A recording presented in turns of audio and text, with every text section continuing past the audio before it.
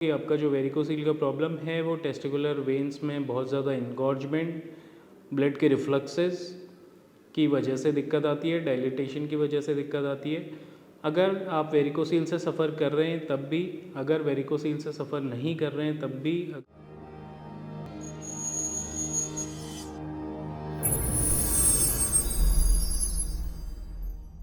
नमस्कार दोस्तों, मैं डॉक्टर सुप्रीत डॉक्टर हेल्थ से आपका स्वागत करता हूं। आज हम बात करेंगे कुछ ऐसे पेशेंट्स की जिन्हें ये मिथ्स होते हैं कि उन्हें अगर वेरिकोसील की दिक्कत आ रही है या वो वेरिकोसील से सफ़र कर रहे हैं तो उनका यूरिन ऑब्स्ट्रक्ट कर सकता है या फिर उनके पेशाब में रुकावट आ सकती है।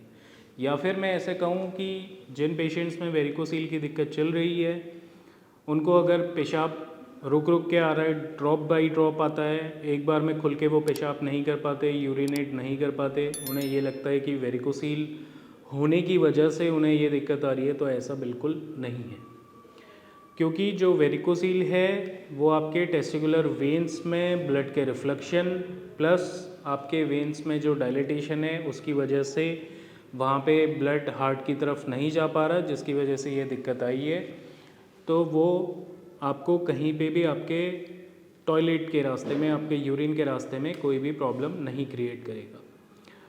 वेरिकोसील की कंडीशन मैं आपको पिछली वीडियोस में भी बता चुका हूँ कि आपका जो वेरिकोसील का प्रॉब्लम है वो टेस्टिकुलर वेन्स में बहुत ज़्यादा इंगॉर्जमेंट, ब्लड के रिफ्लक्सेस की वजह से दिक्कत आती है, डायलिटेशन की वजह से दिक्कत आती है।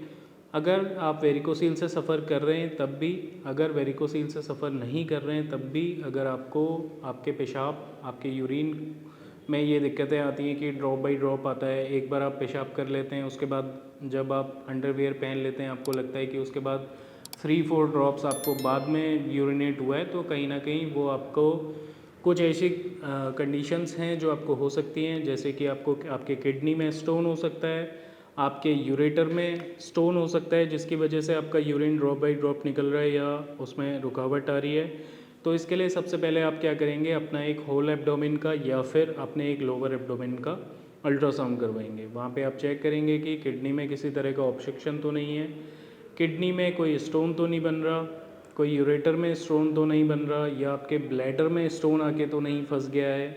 इस तरह की चीज़ें आपको नोटिस करनी पड़ेंगी। या फिर आपको कोई यूटीआई इन्फेक्शन तो नहीं है, यूरिनरी ट्रैक्ट में आपके कोई इन्फेक्शन है जिसकी वजह से आपको ये दिक्कत आ रही है, ऐसा तो नहीं है। या फिर आप रिकॉल करेंगे कि आपका कभी ऐसे कोई इंजरी तो वहाँ पे परफॉर्म नहीं हुई जिसकी वजह जो प्रीवियसली आपको हुई हो वो अब आपको ऐसा कोई सिम्टम दे रही हो। तो आपका वेरिकोसील आपको ये सब चीज़ें नहीं क्रिएट करता। तो एजम्पशंस लगाने की जगह अगर आप अल्ट्रासाउंड करवाते हैं, किसी डॉक्टर से सलाह लेते हैं, तो वो आपके लिए ज़्यादा बेटर रहेगा।